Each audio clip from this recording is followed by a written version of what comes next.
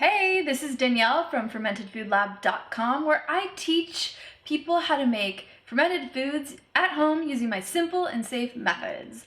And today I'm going to talk about what are the different methods of fermented foods and which are the easiest to make at home.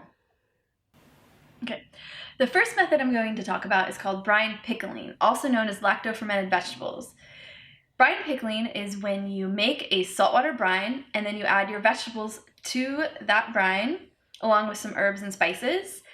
You probably are most familiar with dill pickles, lacto-fermented dill pickles, and you let those ferment and those create a probiotic rich pickle. I'm not talking about the typical pickles that you see in the store on the shelf, which are made with vinegar and salt, and then those are sterilized during the canning process and don't have any probiotics in it. So not vinegar pickles, I'm talking about brine pickling or lacto-fermented pickles. Another method for making fermented foods is called dry salting. So dry salting is typical when making sauerkraut, and what that means is you mix your cabbage, in the case of sauerkraut, with salt, and you let it sit and you let the salt draw the liquid out of the vegetables, and it creates its own brine. So you're not adding any water to it. That's called dry salting. Another method for making fermented foods, or you could call them cultured foods, is culturing. And culturing is typically used when making a lot of drinks. Or when I want to ferment fruit, I'll add a culture to it. But kombucha, milk kefir, water kefir, and drinks made with whey are cultured. And cultured means you're adding bacteria to the ferment to start. And those bacteria take over and ferment your food or culture your food. Okay, so those are the most common methods, but some of the fermented foods that you can easily make at home. Number one, lacto-fermented pickles. Those are the easiest to start with because all you do is you make a saltwater brine and you let the vegetables submerge in that brine and ferment, and that makes your pickles. You can make not only pickles made with cucumbers, but carrot pickles, you can pickle green beans, cauliflower, and you can add different kind of spices and herbs to make different flavor profiles. So cauliflower is really good when you pickle it with curry. That makes a really nice pickle, or you could do your classic dill and garlic pickle, but you can almost pickle almost anything. Sauerkraut is another fermented food that's really easy to make at home. This is so easy. All you need is cabbage and salt. And just plain like that is really good. And if you've never made it before, I suggest starting with a plain sauerkraut before you move on to added ingredients. Other ingredients I like to add to sauerkraut is I like to add dill and garlic, or I'll make one that tastes more like salsa. I'll add some jalapenos, some onion, maybe cilantro. I like to add fruit to sauerkraut for a different flavor. Some of my favorites are adding pineapple and turmeric to get that nice, really it gives a little bit of fruity flavor, and it has anti-inflammatory effects. So there's so many different ways to make sauerkraut and flavor sauerkraut. It's one of my favorite ferments to make.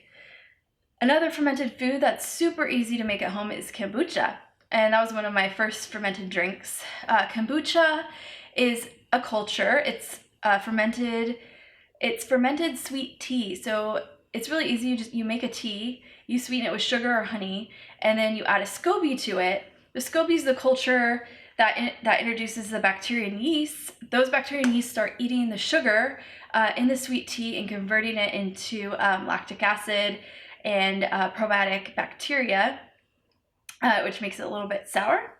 I make kombucha in the summertime, making some right now, when I'm craving more liquids and I'm tired of drinking water, really. Water kefir is another fermented drink that you can make easily at home. It's a fermented sugar water, and you need water kefir grains for it, but the water kefir grains eat the sugar in the water and convert that to a probiotic bubbly drink.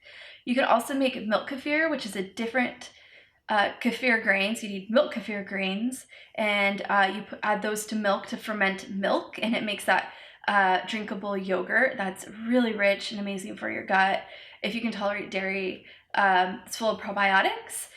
You can also ferment coconut water using either milk kefir grains or water kefir grains. And fermenting coconut water is amazing, amazing for your health. You get all the benefits of coconut water while having less sugar and more probiotic bacteria. So it's an amazing tonic. Other ferments you can make easily at home are you can ferment hot sauce, relishes, chutneys, and you can even ferment fruit. So there's so many different types of fermented foods you can easily make at home.